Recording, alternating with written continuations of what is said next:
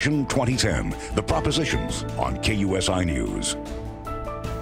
There are three important propositions left to talk about, and in the remaining time, we've asked KUSI political correspondent Bob Kittle to join us. Now, Prop 22 prohibits the state from borrowing and taking funds used for transportation, redevelopment, or local government projects and services.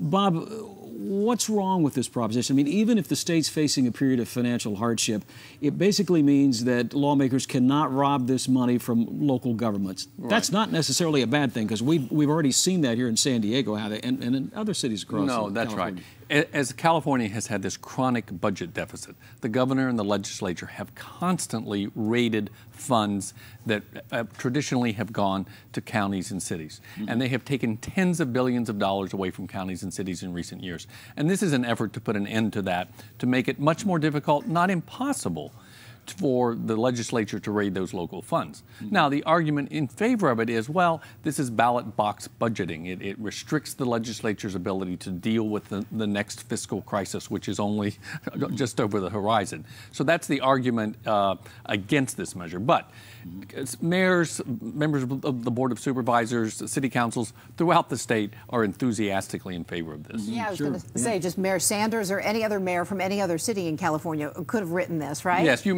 may recall the rally that the local elected officials in San Diego County held about a month ago to show support for this measure. Yeah, but the other side of that coin is that educators say it's going to take a lot of money from schools, because they can't raid the money that goes to cities. This is what happens when revenues are down. But will it in fact take money from schools? It's been proven. Well, money is fungible, so it makes it harder to fund projects that the state pays for. It makes it easier for local governments to fund their priorities. All right, let's move on to Prop 23. Of course, it suspends implementation of Air Pollution Control Law AB 32. Of course, it requires major sources of emission to report and reduce greenhouse gas emissions and that cause global warming until unemployment drops to 5.5% or less in a full year. There has been a lot of talk about who is sponsoring this bill. Let's listen to this. When you think about Prop 23, think about two Texas oil companies funding it. Think about higher energy costs and more dependence on oil. So is this just a big Texas oil men trying to save their pocketbooks? Well, I think this is a very effective ad, because it is in fact true that these two oil companies paid to gather the signatures to put this measure on the ballot. Now, this measure does, however, have a lot of support in the business community throughout California. As you were talking about in the earlier segment, California's unemployment rate is above 12%. There are 2 million Californians out of work. And those who support this say that this measure puts more costs on businesses and reduces employment. So if we suspend the rules until the unemployment rate comes back down to 5.5% for one full year, then we will allow the state to recover, the state's economy to recover before we impose these additional costs on businesses. Bottom line, though, is if it passes, it prevents an energy tax hike. And in some ways, I guess, it still has to preserve California's clean air laws, right?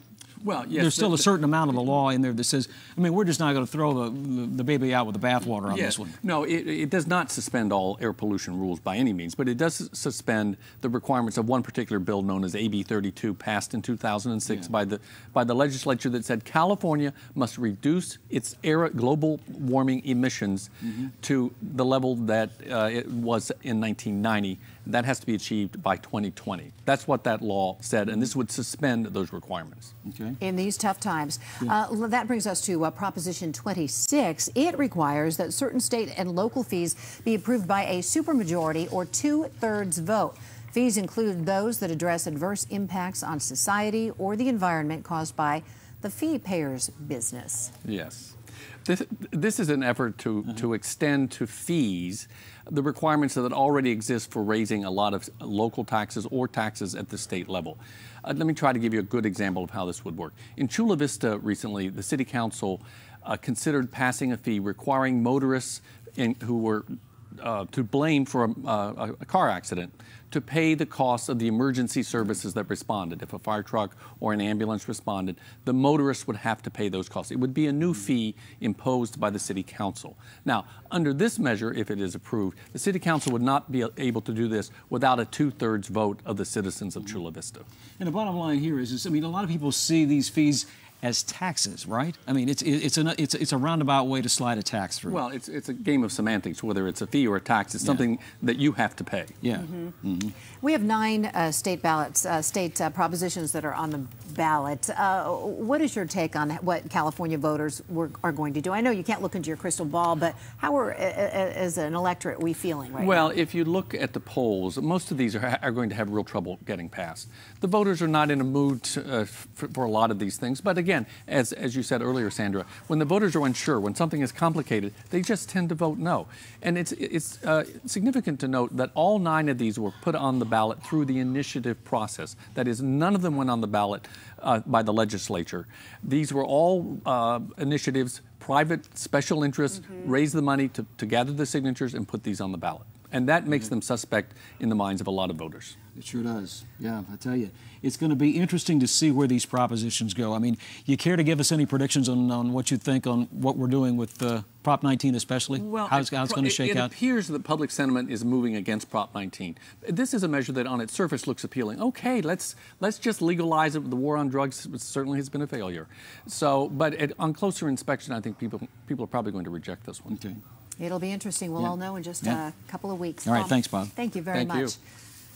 And that covers our look at the statewide propositions that voters will be deciding on in only 12 days. But a week from tonight, we hope you'll join us as we take a look at the most controversial local propositions on the ballot. Join us for Decision 2010, Proposition D and Proposition J. Prop D, of course, is the proposed half-cent sales tax hike for the city of San Diego. Prop J is the annual parcel tax increase on homes and other types of land. That money would go to the San Diego Unified School Districts.